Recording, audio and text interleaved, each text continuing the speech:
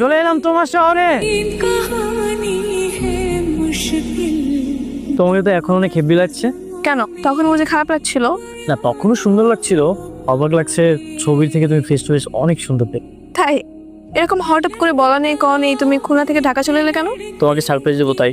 এটা আমার কেমন সারপ্রাইজ? কেন, তুমি সারপ্রাইজ হওনি? না তা তো হয়েছি, তেমন কোনো প্ল্যানিং ছাড়া, কোনো স্পেশাল ডে ছাড়া তুমি হঠাৎ করে চলে আসবে আমি তো ভাবতেই পারিনি। আগে ভাবোনি, এখন ভাবো। আজ আমাদের ফার্স্ট মিট। ছবিতে যতবারই দেখেছি না কেন, সামনাসামনি তুমি সত্যি অনেক অপরূপ। ওই হেওয়ার খাওয়া তো। এই ছেলে, এই আমার কথা শুনতে পাচ্ছ? এই কি হয়েছে বাবা? পরে বলছি সব, আগে ভিতরে যেতে দে, আগে সর সর সর। এই বদমাশি, কি বলেছিলাম?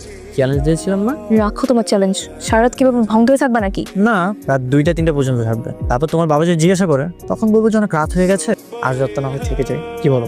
তোমার অনেক সাহস হয়েছে তাই না? তুমি নিজেই নিজেকে চিনতে পারছো না? না, আমি তো নিজেকে চিনতে পারছি না। আমার বাড়ি কোথায়? আপনারা কারা? আমাদের চিনতে না পারাটা একদম স্বাভাবিক ব্যাপার, কিন্তু তুমি নিজেই নিজেকে চিনতে পারছো না, এটা তো অস্বাভাবিক ব্যাপার।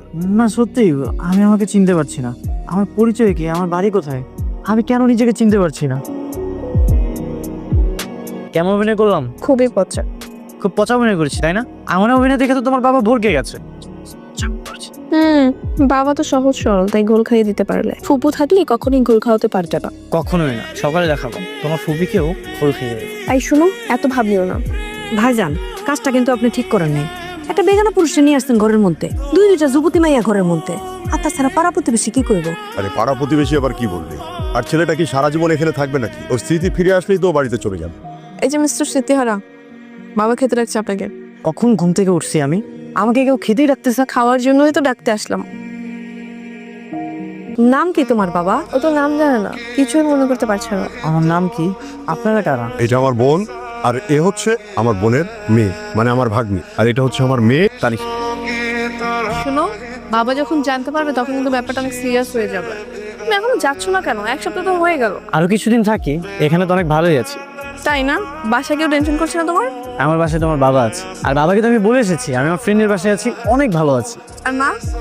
মা কিছু বলবে না? মায়ের সাথে আমার কথা হয়, কেন? কারণ আমার মা নেই।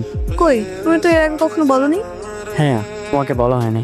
আচ্ছা বাদ দাও না, চলো আমরা দূরে কোথাও ঘুরে আসি। আজকে আমরা অনেক দূরে। তোমার বাবা যখন জানতে পারবে আমি ভাইয়া নাকি ছাইয়া, তখনই তবে আসো।